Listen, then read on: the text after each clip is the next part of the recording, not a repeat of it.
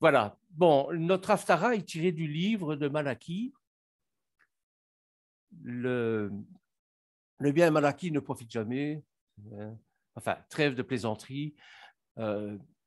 C'est le prophète Malachie qui va être à l'honneur aujourd'hui, au chapitre 3, versets 1 à 24. La semaine dernière, le Shabbat dernier, c'est un Shabbat important, c'est un Shabbat hors des autres Shabbats.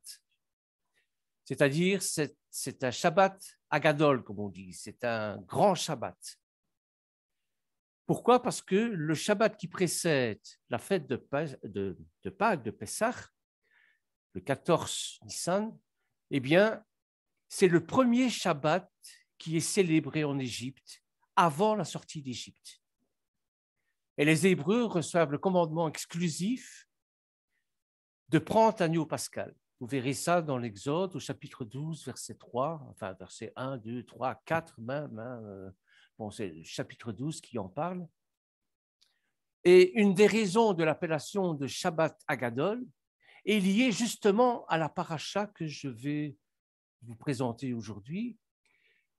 Cette Haftara, cette Haftara qui est lue durant ce Shabbat-là, durant le Shabbat Agadol, et qui est tirée du verset 24, du verset 23-24 de Malachie, qui dit « Je vous enverrai Élie, le prophète, avant qu'arrive le jour de l'Éternel, jour grand et redoutable. » Vous savez que dans les traditions, si vous allez dans une famille juive, c'était le cas dans ma famille, malgré que mes parents n'étaient pas croyants, mais par tradition, ils faisaient Pessah, eh bien, Élie est mis en l'honneur. Il y a deux fêtes à laquelle Élie est mis en l'honneur chez les Juifs. Il y a la Brit Mila, la circoncision, et il y a Pessah. Et vous verrez que si vous assistez au Seder de Pessah dans une famille juive, eh bien, il y aura toujours une chaise libre et un couvert mis, ainsi que la porte entrebâillée. Et un jour, je me suis demandé, j'ai demandé à mon père, pourquoi est-ce qu'on fait ça? Il ne m'a pas répondu, mais ma grand-mère m'a répondu. Elle m'a dit, on ne sait jamais si le prophète vient, eh bien, il sera accueilli comme l'un des nôtres. Donc, l'Haftara du Shabbat Agadol va vous expliquer pourquoi on fait cette tradition-là. Pourquoi on laisse une chaise libre à Pessah et à la Brit Mila. On va tout d'abord parler un peu de Malachie. On en a déjà parlé, on l'a déjà rencontré dans l'Haftara Toldot. Malachie qui veut dire mon messager. Donc, vous savez en hébreu que la fonction est tributaire du nom. Ce n'est pas sans raison qu'on l'a appelé mon messager. Et c'est le 12e des petits prophètes, le dernier même des petits prophètes de l'Ancien Testament. Après, la tradition juive dit qu'il n'y a plus de prophétie, sinon que quand le Mashiach viendra pour eux, mais nous, on sait très bien que ça a continué avec le Mashiach, et Jean-Baptiste qui a repris le flambeau, Jean-Baptiste qui était le prophète du Nouveau Testament, cette fois-ci, de la Brit Hadasha. Et quand je dis 12e petit prophète, ça ne veut pas dire en importance, ça ne veut pas dire en moralité, c'est en fonction de l'œuvre qu'ils ont laissée. Vous avez les 4 grands prophètes, Éreskel, Jérémie, Isaïe, parce que leur écrit est énorme. Pour Isaïe, vous avez 2 livres, tandis que Malachie, il y a royalement 3 chapitres. Ça ne veut pas dire pour ça qu'il est ces chapitres ont moins de profondeur que les autres. Non, pas du tout. Alors, que contient ce livre de Malachie? Eh bien, le livre de Malachie contient la déclaration de Dieu adressée à Israël par l'entremise du prophète, bien sûr. Et qu'est-ce qu'il est indiqué dans ce livre? Eh bien, il dénonce, comme c'est le rôle du prophète d'ailleurs, il dénonce les négligences apportées au culte de l'Éternel. Il y a même un passage important qui dénonce aussi la répudiation et le comportement injuste des hommes par rapport à la femme qu'ils ont aimée dans leur jeunesse. Ça veut dire que nous sommes dans une période où on est toujours polygame. Et le livre de Malachie est un témoignage important du passage progressif de la monogamie de la polygamie à la monogamie et à la fidélité dans le couple, bien sûr. Ce livre est écrit après l'exil de Babylone, lorsque les Judéens vont revenir en Israël et vont avoir le projet de reconstruire le temple. Et Malachie, évidemment, va un peu les malmener en leur disant, mais écoutez, vous voulez reconstruire le temple comme c'était avant, mais il faut aller de l'avant. Il ne faut pas regarder derrière. Vous n'avez pas compris pourquoi vous avez été déportés. Si vous avez été déportés à Babylone, c'est parce que vous avez fait de travers et vous allez reprendre les sacrifices comme avant, comme si rien ne s'était passé. Mais vous n'avez pas retenu des leçons de ce qui se passe. Je paraphrase, bien sûr, mais c'est l'idée, en tout cas, qui a été prise par Malachie. Alors, on va expliquer quel est le lien qu'il y a entre Malachie et Élie. Et c'est justement dans le verset 23-24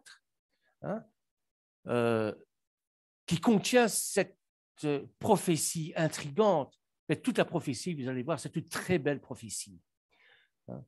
Intrigante parce qu'il dit, je vous enverrai le prophète Élie avant que n'arrive le jour de l'Éternel. Ce jour grand et redoutable, il ramènera le cœur des pères et leurs enfants et le cœur de leurs enfants vers les pères, de peur que je vienne détruire le pays. Bon.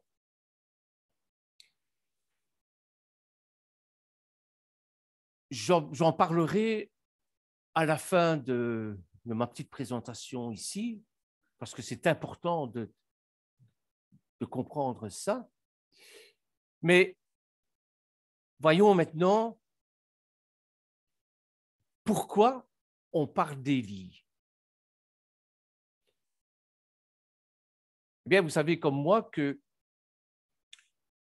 le prophète Élie, lorsqu'il a combattu les 400 faux prophètes, il pensait que tout allait redevenir comme avant, que le peuple d'Israël allait retourner vers l'Éternel, et il s'est trompé. C'est l'inverse qui s'est passé. Avec la destruction de 400 prophètes, je ne dis pas qu'aucun des Judéens n'est retourné vers le Dieu un d'Israël, non. Mais ils se sont endurcis davantage dans leur idolâtrie. Et Jézabel et Araph, à ce moment-là, en voulaient tellement au prophète qu'ils lui ont dit, bon, ben, écoute mon vieux, si jamais on met la main sur toi, on te zigouille, on te tue. Et il s'est réfugié dans une grotte parce qu'il craignait pour sa vie. Et le Seigneur lui est apparu. Et le Seigneur lui a dit, mais Élie, qu'est-ce que tu fais ici? Ce n'est pas la mission que je t'ai donnée. Et Élie a dit au Seigneur, Seigneur, pardon, mais j'ai raté ma mission. ils ont abandonné ton alliance. Alors, ma mission est un échec, je ne demande qu'une seule chose, c'est de mourir.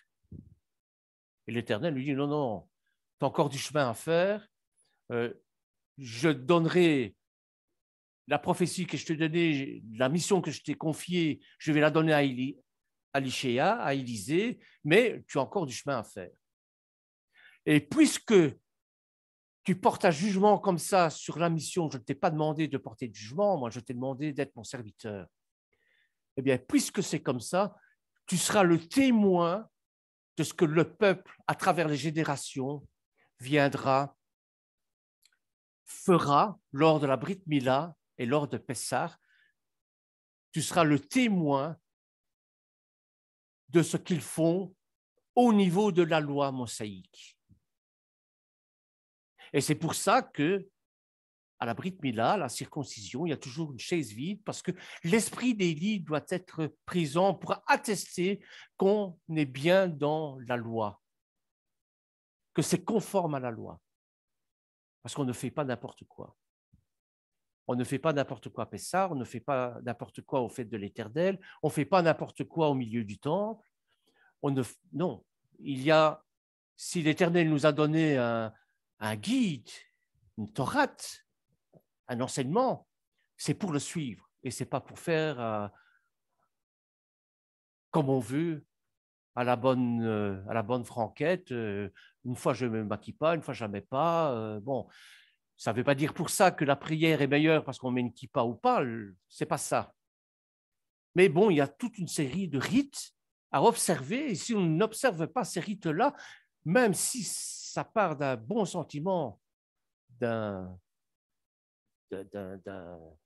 bonne intention, eh bien, si on est en dehors de l'agrément de l'Éternel, de ce que l'Éternel nous demande de faire, eh bien, on est hors de la loi et il y a des conséquences. Les conséquences, c'est Nadav et Avihu qui sont morts parce qu'ils sont venus apporter un Nesh Zira, c'est-à-dire un feu étranger. Ça partait d'une bonne intention, mais ce n'était pas ce que l'Éternel avait dit. Uzia, je pense au roi Uzia, qui a fait la même chose et qui a attrapé la tsariat parce qu'il avait apporté un feu à la place du Cohen qui était prévu. Et il a eu cette maladie, cette tsariat, pendant 25 ans. Hein. Donc, vous voyez, on ne fait pas n'importe quoi. Eh bien, puisque Élie a eu ce sentiment-là, ce sentiment d'échec, qu'on ne lui demandait pas de porter de jugement. C'est un peu comme moi, lorsque je donne un enseignement, je dis, Seigneur, je ne suis pas capable de donner ça. Bien, le Seigneur me dit, Bernard, tu la fermes, tu donnes ton enseignement et tu n'as pas à t'occuper de qui va recevoir le message ou pas. Ça, c'est mon problème, ce n'est pas le tien. Toi, tu donnes l'enseignement. C'est exactement pareil. Et c'est pour ça qu'il va y avoir une chaise à Pessah et une chaise à la Brit Mila. Alors, il y a un problème qui s'est dégagé de ça. Vous savez que les Juifs, du moins le mouvement rabbinique, croient à la réincarnation. Et pendant un moment, bon, non seulement on est confronté à la superstition, mais on est confronté à la réincarnation aussi. Vous savez comme moi que la réincarnation et la résurrection ne font pas bon ménage ensemble. Et que la pensée hébraïque, non, je ne devrais pas dire la pensée hébraïque, je dois dire la pensée thoraïque prône l'unicité de l'être. C'est-à-dire qu'il y a un seul Lionel dans tout l'univers, il y a un seul Bernard Meurant dans tout l'univers, une seule Marguerite dans tout l'univers, c'est elle et personne d'autre, avec ses caractéristiques. Or, il y a tendance chez les Juifs à dire que voilà, c'est le dualisme manichéen, c'est-à-dire le corps et l'esprit sont séparés, et le corps Et l'esprit, enfin, l'âme, en tout cas, vient dans le corps. Donc, le corps n'est qu'une enveloppe. Chez les Karaïtes, corps, âme et esprit forment une entité, forment un tout. Au point même que la tradition rabbinique disait que les âmes étaient conservées dans une gouffre, dans une matrice, et que pour se purifier, elles passaient de corps en corps. La Gilgul, Gilgulim, ça veut dire la transmutation des âmes, c'est la réincarnation.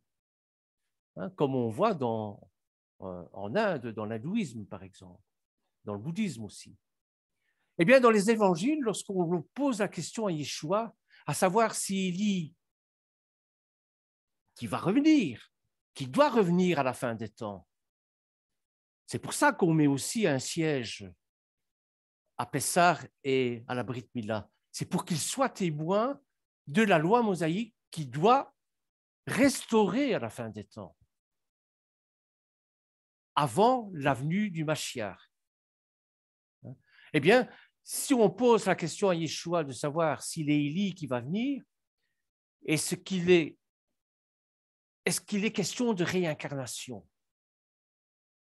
La Bible, le Tanakh ne parle jamais de réincarnation. En fait, la réincarnation est une doctrine complètement opposée à l'enseignement biblique, selon moi. En effet, pour la révélation judéo-chrétienne, pour la révélation des Juifs messianiques, eh bien, chaque être humain est doué d'un composant matériel, qui est le corps, et d'un composant spirituel, qui est l'esprit. Et ce qui fait animer les deux, ça s'appelle l'âme. L'âme qui peut être mortelle. Je précise. Parce qu'il y a toute une théorie chrétienne qui dit que l'âme est immortelle. Non, l'esprit est immortel, parce que l'esprit vient de Dieu. C'est l'esprit qui a été donné suite à Adam et Ève. C'est cet esprit-là qui est immortel. C'est parce que on est créé à son image, c'est-à-dire que nous avons un ersat divin en nous, qui nous rend éternels, pas immortels. L'immortalité, l'éternité, c'est deux choses totalement différentes, bien que très proches et très difficiles à concevoir. Mais bon, ce n'est pas le sujet ici.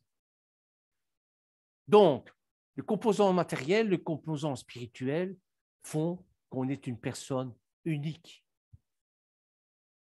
C'est toute la personne humaine, avec chacun des deux composants, qui est appelé à la gloire future du ciel. Soit dans un état premier après la mort, où seule l'âme est dans la présence de Dieu, l'esprit est dans la présence de Dieu, l'âme meurt. Selon les définitions, les différentes définitions de l'âme, évidemment. Mais bon, je n'ai pas le temps d'entrer là-dedans. Soit après la résurrection, où le corps, lui, est redonné, retransformé, transformé en corps glorieux. Et bien évidemment, ce sont là des questions très complexes que je n'ai pas le temps je ne fais qu'aborder ici, qu'effleurer. Mais bon, ça demande des enseignements un peu plus poussés que ceux que je donne, évidemment. Alors, qu'il suffise de dire combien de façons dont certains de nos comportements conçoivent la réincarnation fait violence au concept lui-même de la résurrection. Or, Yeshua est venu ici nous apporter la vie éternelle et non pas la vie infinie, la vie, comment on dit, immortelle. Jamais Yeshua a dit « je viens vous donner la vie immortelle ». Il nous dit « je viens vous donner la vie éternelle ». L'éternité qui est, bien sûr, le domaine de Dieu. Eh bien, dans l'hindouisme, c'est pareil. Les humains sont appelés à se purifier pour entrer dans ce qu'ils appellent le nirvana. Le nirvana, c'est une sorte de paradis. Une âme qui ne s'est pas suffisamment purifiée est punie en revenant dans un autre corps afin qu'elle achève sa purification. La réincarnation est donc un phénomène plutôt négatif, impliquant un certain échec de la vie humaine. Combien de réincarnations va-t-il falloir pour être purifié? Or, nous sommes purifiés par Yeshua, par son sang qui est monté sur la croix. C'est ça la vraie purification. Évidemment, c'est nos notions, c'est nos concepts à nous, juifs messianiques, hein, c'est celle-là. Et dans une certaine conception populaire actuelle, la réincarnation traduit une certaine peur de l'au-delà, qui est totalement compréhensible. Pourquoi est-ce qu'on a peur de l'au-delà? Parce qu'on ne sait pas ce qui s'y passe. Alors, qu'il nous est interdit d'aller voir ce qui s'y passe, de prendre contact avec les âmes de l'autre côté, des esprits de l'autre côté, qui pourraient nous renseigner pour nous rassurer de ce qu'est l'au-delà. Nous n'avons pas le droit de le faire. C'est deux mondes totalement différents. Donc, pour nous, judéo-chrétiens, la vie n'est pas un jeu. Et chacun aura à répondre de ses actes lors du jugement, ça c'est certain. Et dans le texte auquel j'ai fait allusion ici, bien sûr, l'Ancien Testament enseignait simplement qu'un jour viendrait un prophète, comme Élie, ou avec l'esprit d'Élie. Ça ne veut pas dire que c'est Élie, mais son esprit, sa manière de voir, de concevoir la loi, c'est ça que ça veut dire. Et il s'agit d'une succession, d'une espèce de succession. Dans la même ligne que, en Deutéronome, au chapitre 18, affirme qu'un jour, Dieu suscitera un prophète comme Moshe, avec l'esprit de Moshe. Lorsque nous prions Yeshua de venir en nous, et lorsque nous disons que ce n'est plus nous qui agissons, mais c'est Yeshua qui agit en nous, ce n'est pas de la réincarnation. Vous comprenez? L'incarnation a été faite une fois pour toutes. C'est Yeshua qui a pris corps humain. Donc ici, comme Élie a été un prophète puissant qui a lutté pour la cause du Dieu unique, au point d'être considéré par la tradition biblique comme le premier grand prophète, eh bien, il va être de même pour Jean-Baptiste. Et Jean-Baptiste a une mission qui lui est semblable au prophète Élie. Au point même que les contemporains de Jean-Baptiste vont se demander, mais attends, il réagit comme Élie dans les Écritures. Est-ce la réincarnation d'Élie? Mais non, ce n'est pas la réincarnation d'Élie. Je ne sais pas si je me fais bien comprendre.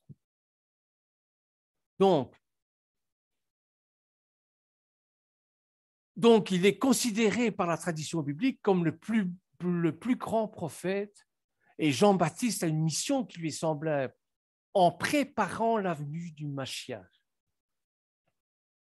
Et lors de la transfiguration du Seigneur, souvenez-vous, eh bien, ce sont Moïse et Élie qui apparaissent avec lui, l'un représentant la loi et l'autre la prophétie. Moshe, la loi, Élie, la prophétie. Et Élie doit témoigner de ce que la loi est conforme à ce que Moshe dira. Si nous nous conformons à Yeshua, qui est la loi vivante, il n'y a pas de problème. C'est-à-dire que c'est les deux grandes composantes de la révélation. Certains affirment que Jean-Baptiste ne pouvait pas être Élie. Cet Élie à venir parce qu'il a dit lui-même qu'il n'était pas Élie. En Jean, chapitre 1, verset 21, il lui demandait, « Qui es-tu donc? Es-tu Élie ?»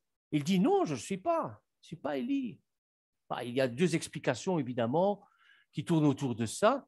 Deux explications possibles. Hein. La première, c'est que Élie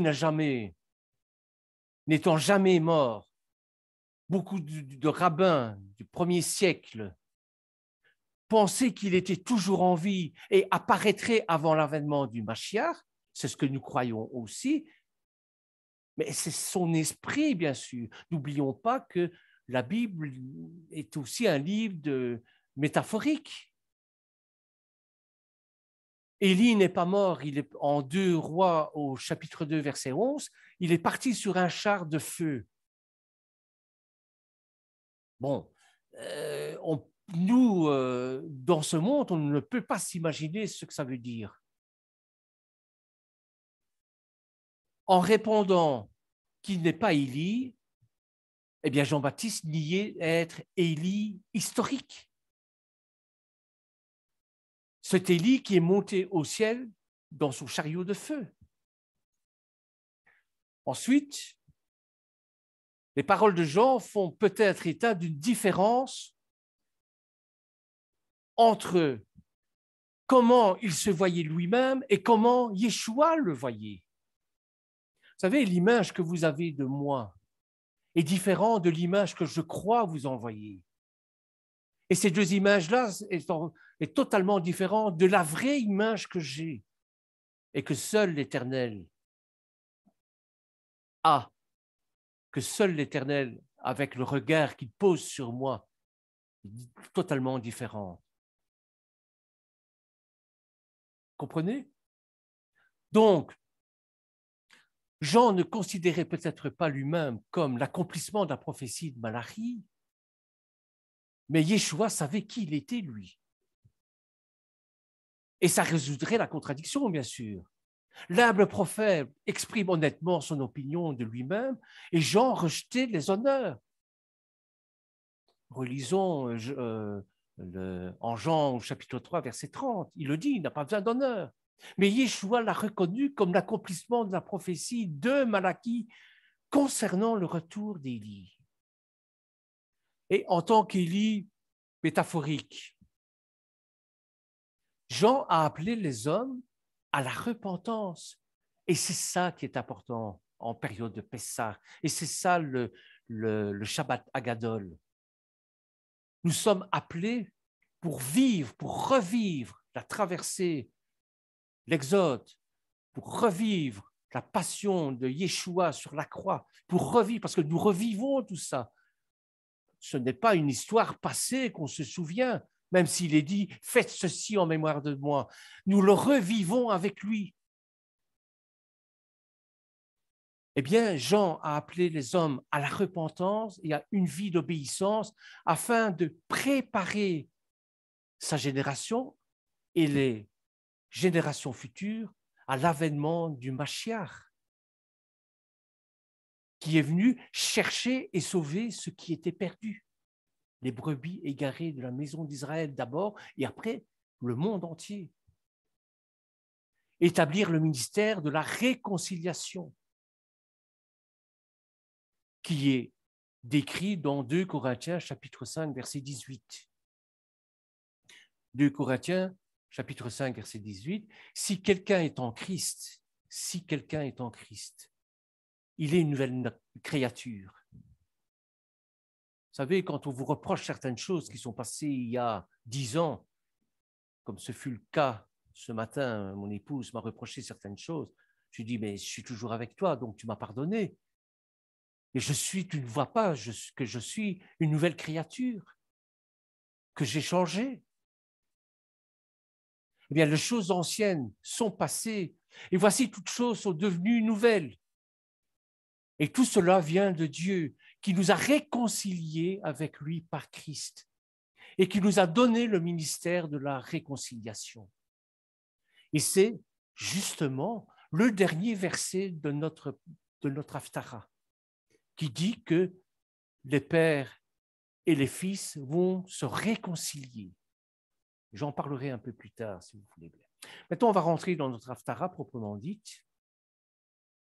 Alors, notre Haftara proprement dite, je vais vous demander de prendre la Bible dans le livre de Malachie au chapitre 3 et nous allons lire le verset 1 jusqu'au verset 24. Il n'est pas très long. Hein. Vous allez voir, c'est une très belle prophétie.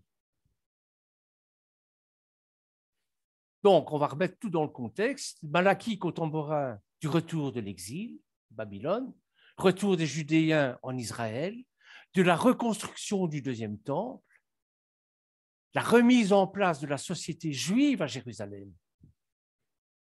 Mais je vous l'ai dit, le livre de Malachie dresse un tableau très sévère, car pour lui, c'est un échec. En effet, écoutez, le peuple semble découragé. Ils ont perdu confiance en leur Dieu.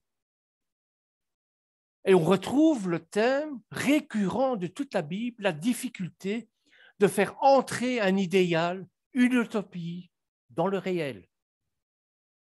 Mon utopie, mon idéal, c'est de partir en Israël.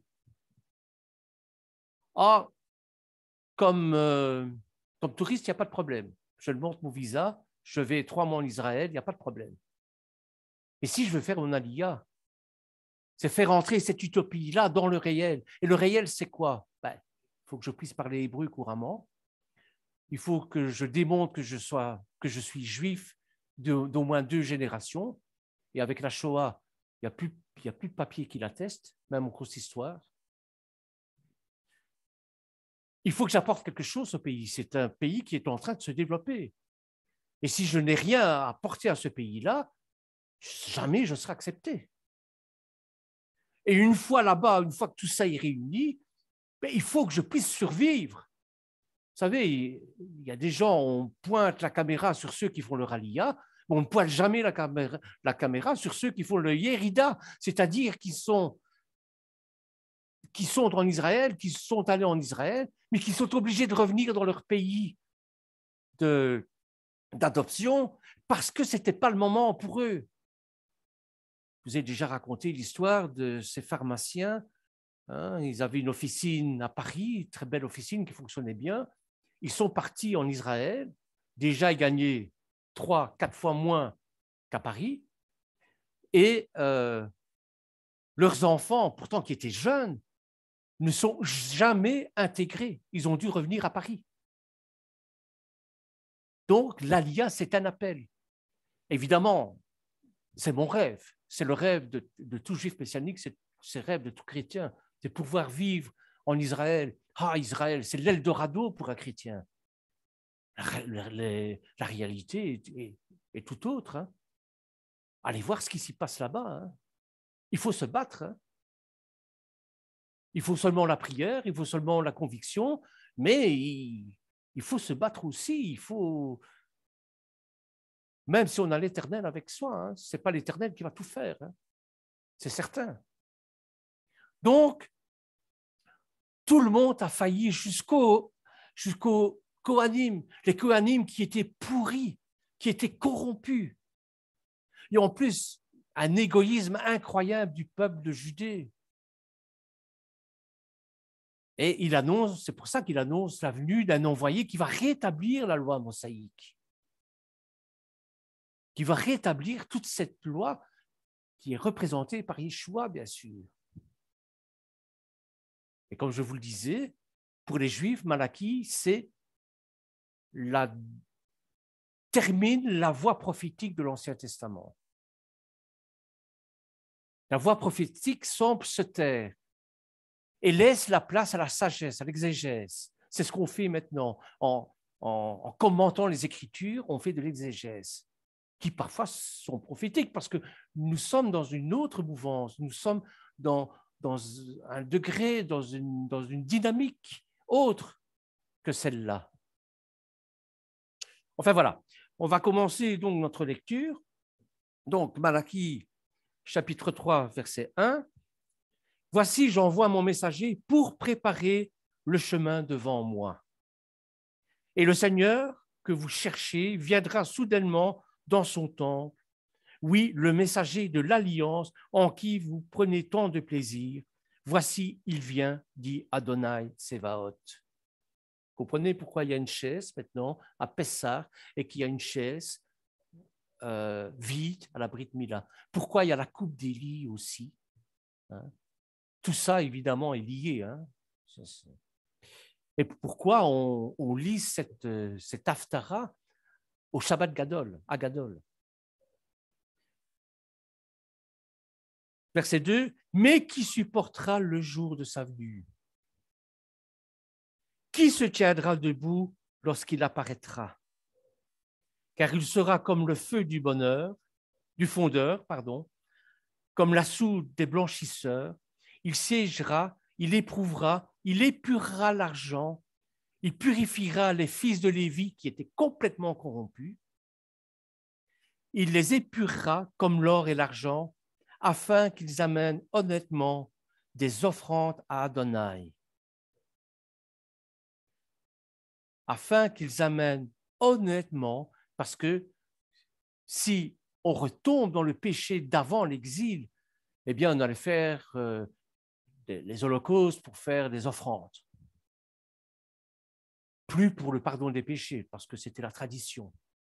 Au lieu d'apporter la brebis la plus saine du troupeau, on prenait la brebis la plus chétive qui devait mourir certainement et qui représentait l'État pour offrir à l'Éternel. Pas de gaspillage quand même. Vous comprenez? C'est ça. Donc le prophète dit ici, afin qu'il amène honnêtement des offrandes. Et les offrandes, normalement, ça se dit en hébreu korbanot. Comme on est dans le livre de Vaïkra, vous avez plusieurs offrandes. Et il y a les offrandes Ola et il y a les offrandes Minra. Et ici, le prophète insiste très fort sur, ce n'est pas marqué en français, mais si vous le lisez en hébreu, sur l'offrande Minra, c'est-à-dire l'offrande végétale. L'offrande végétale qui a un rapport, bien sûr, avec la matzah de Pâques, qui est le Seigneur, hein, qu'on rompt en deux, parce que, bon, il a été brisé. Cette matzah qui est donc le pain sans levain et qui représente la pureté. Et le Seigneur nous dira lui-même que si on ne mange pas, si on ne le mange pas, nous n'aurons pas droit à la vie éternelle, ni au royaume. C'est ça qu'il est en train de dire dans ces quelques lignes, vous voyez?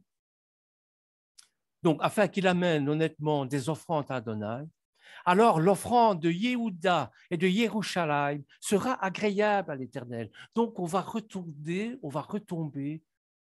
dans des offrandes qui sont en odeur de sainteté.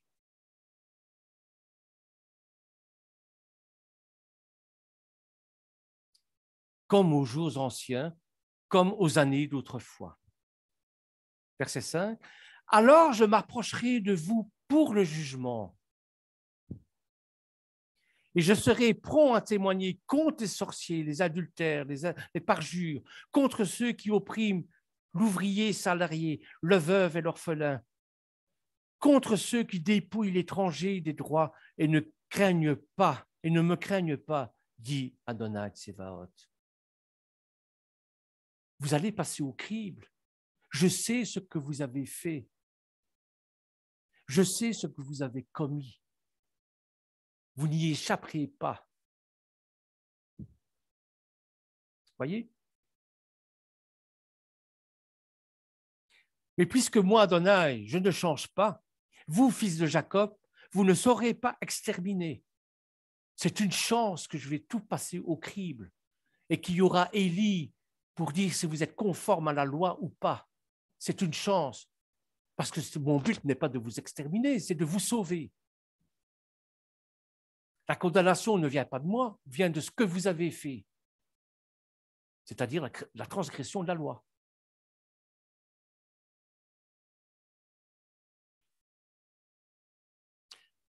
Depuis le jour de vos pères, vous êtes détournés de mes lois et vous ne les avez pas observées. Revenez à moi et je reviendrai à vous. C'est pas Adonai a fini de pleurer. Hein. Il dit, bon, ben, si tu veux que je revienne dans ta vie, eh bien, demande-le-moi, je reviendrai.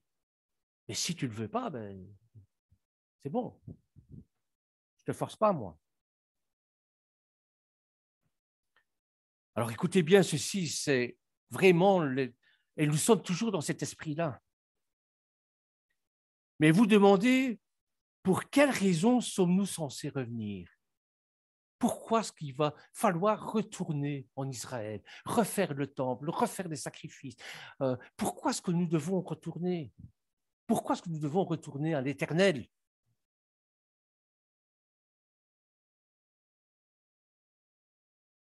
Une personne peut-elle voler Dieu? Regardez comme c'est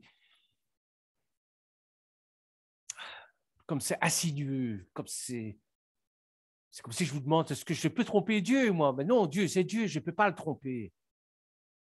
Et pourtant, vous me volez, vous me trompez, et je vous laisse faire. Bien sûr, vous allez dire, je ne suis pas responsable parce que je ne sais pas tromper Dieu. Mais vous essayez quand même. Mais vous demandez, en quoi t'avons-nous volé? C'est comme celui qui est amoureux de sa femme et qui a toujours des contacts avec son ex. Hein, et la femme lui fait remarquer, il lui dit, mais en quoi est-ce que je t'ai trompé? Mais tu as toujours des contacts avec ton ex et c'est pas clair tes contacts. Donc tu me trompes encore là. Vous avez certainement d'autres images qui vous viennent en tête, hein, d'autres exemples. Hein. Donc en quoi t'avons-nous volé? Dans les dîmes et la contribution volontaire. Je me souviens d'une réflexion que je me suis faite avec mon père. J'ai toujours été indépendant et je travaillais 3 jours complets pour payer mes impôts. Je trouvais ça inadmissible, honteux. Bon, j'avais l'impression que j'étais volé, quoi. Et un jour, je parle sérieusement avec mon père. Je lui dis, écoute, moi, j'ai envie de travailler en noir. Du moins, là, je gagnerai ma vie. Et bon, il m'a dit, mais c'est péché de faire ça. Tu ne peux pas travailler en noir.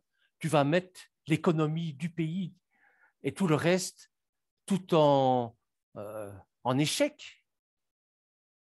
Tu as voté pour des gens qui ont voté des lois pour ta pension plus tard et ainsi de suite. Tu dois payer tes impôts. Ben, mes impôts, c'est moi. Si je vole l'État, c'est moi que je vole. Il m'a répondu, t'es qui, toi, t'es le roi soleil. Ça ne va pas comme ça, mon vieux. Change la manière de voir. Tu dois être intègre, c'est-à-dire paye tes impôts, même si c'est dur. C'est exactement ça qu'il nous dit. Depuis les jours de vos pères, donc, hein, pour quelles raisons sommes-nous censés revenir? Une personne peut-elle voler Dieu? Une personne peut-elle voler l'État? C'est l'État qui nous vole. Mais non, non. Cependant, vous me volez. Et vous demandez en quoi t'avons-nous volé? Dans les dîmes et la rétribution volontaire. En quoi est-ce que j'ai volé l'État si je travaille en noir? Ah, ben oui, oui. Le fait de ne pas déclarer. Le fait que, bon, je vais profiter d'un système qui n'est pas reconnu et qui empêche les autres aussi d'avoir leur pension plus tard. Une malédiction est sur vous, sur toute votre nation, parce que vous me volez. Apportez toute la dîme à la salle du trésor, afin qu'il y ait de la nourriture dans ma maison, et mettez-moi à l'épreuve, dit Adonai Tsevaot. Voyez, voyez si je n'ouvrirai pas pour vous les écluses des cieux, et si je ne déverserai pas pour vous une bénédiction au-delà de vos besoins. Ce n'est pas la peine de me voler. Ceux qui sont parmi nous, qui sont des entrepreneurs, savent très bien que ce n'est pas la peine de nous voler. On essaie d'être le plus juste possible. Pour l'amour de vous, j'interdirai aux dévoreurs de détruire la production de votre sol. Donc, ce n'est pas que spirituel.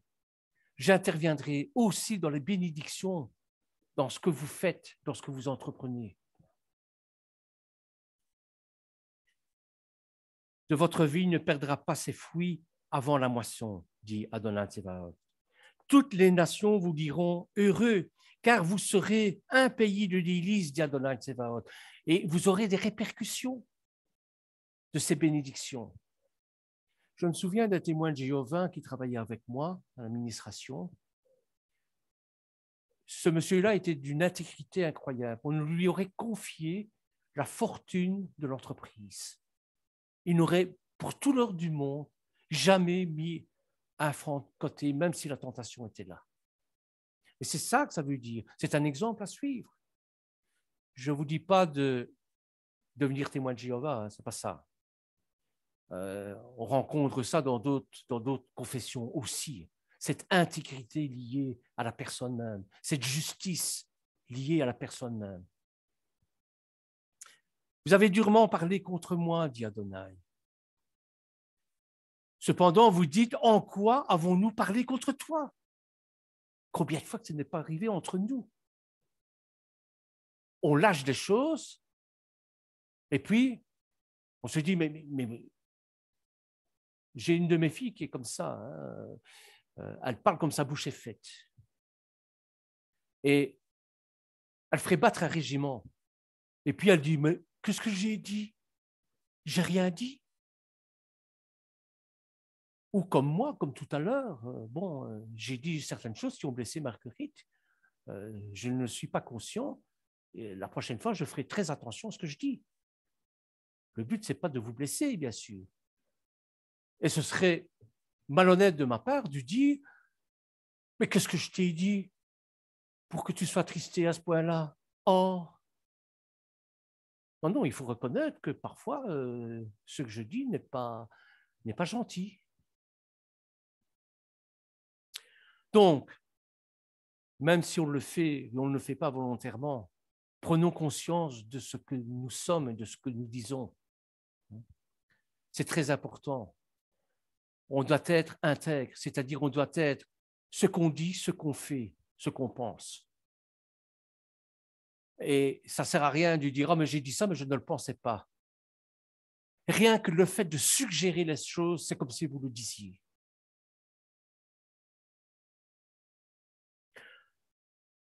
Donc, à quoi bon obéir à ses ordres ou marcher comme des endeuillés devant Adonai Tsevaot?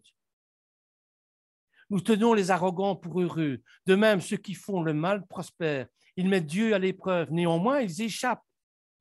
Alors, ceux qui craignent Adonai parlent ensemble. Et Adonai écoute et entendit. Qu'est-ce que ça veut dire? Mais ça veut dire quelle est la différence entre moi, qui suis au Seigneur, et un athée. Celui, et j'en connais, le pire des athées, qui mène une vie de patachon, qui fume, qui boit, qui trompe sa femme, etc., passe à travers tout, réussit dans la vie, et moi qui suis au Seigneur, le moins petit microbe qui passe, je tombe malade, et je fais 3 fois faillite. Alors, où est la justice, Seigneur? C'est ça que ça veut dire.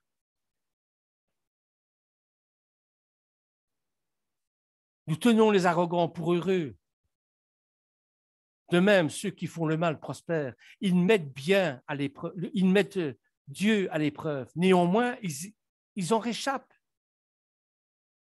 Alors ceux qui craignent Adonai parlent entre eux, et Adonai écoute et entendit. Un livre de souvenirs fut écrit en sa présence pour ceux qui craignent Adonai et qui respectent son nom. Ce livre, c'est le Tanakh, c'est la Bible.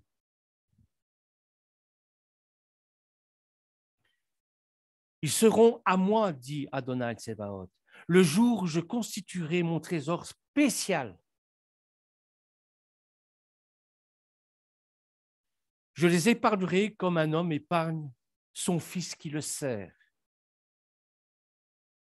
Même si, dans ce monde, nous sommes voués à l'échec de partout, eh bien, si nous sommes sous le regard de Dieu, nous sommes peut-être plus grands que tous ces grands qui réussissent dans la vie. Parce que nous sommes à lui. Parce que nous sommes la prunelle de ses yeux.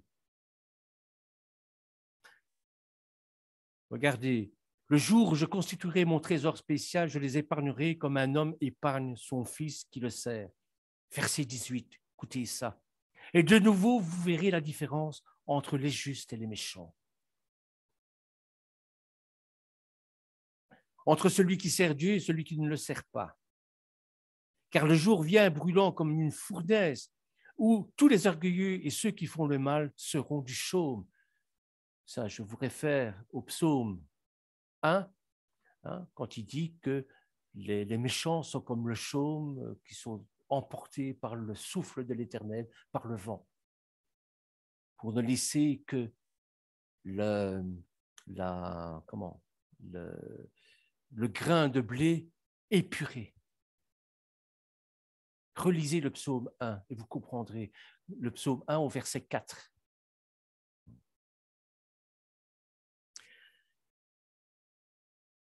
Et tous les orgueilleux qui font le mal seront du chaume, et le jour qui viendra les embrassera. Embrasera, pas embrassera, embrasera. Il ne leur restera ni racine ni branche. Mais pour vous qui craignez mon nom, le soleil de justice se lèvera avec la guérison sous ses ailes. Et vous sortirez en bondissant, comme des veaux libérés de l'étable. Vous piétinerez les méchants, ils seront comme de la cendre sous la plante de vos pieds, le jour où j'agirai, dit Adonai Tsevaot. N'est-ce pas magnifique comme prophétie? Et c'est toute cette prophétie-là qui est rappelée avec cette chaise vide à Pessah et à la Brit Mila, avec la venue d'Élie. Souvenez-vous de la Torah de Moshe, mon serviteur. Je suis au verset 22. Souvenez-vous de la Torah de Moshe, mon serviteur, à qui j'ai ordonné à Horeb des lois, des ordonnances pour tout Israël. Verset 23. Voici, je vous enverrai Élie, le prophète, avant la venue du grand et terrible jour d'Adonai, c'est-à-dire avant la fin des temps, pour préparer, bien sûr, ce qui doit être prêt pour la revenue de notre Seigneur. Ça fait partie des événements de la fin des temps, ça. Il ramènera le cœur des pères vers le fils et le cœur des fils vers leur père. Sinon, je viendrai frapper le pays d'une destruction complète. Ça veut dire quoi? Eh bien, ça veut dire, ça met en évidence la 5e parole qui a été donnée sur le mont Sinaï lors du don de la Torah, honore ton père et ta mère. Mais il nous est dit aussi, vous parents, faites en sorte de ne pas troubler vos enfants, de ne pas, j'ai peut-être repris le verset dans mon étude, mais bon, je crois que c'est en Éphésiens, il faudrait que je relise ça.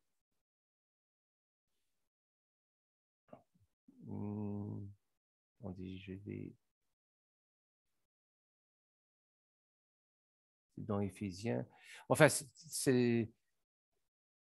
Évidemment, j'ai perdu la trace.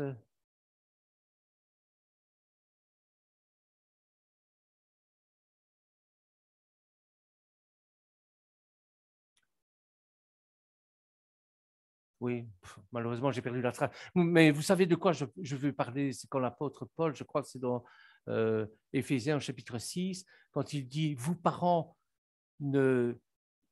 donnez une bonne éducation à vos enfants, une bonne éducation basée sur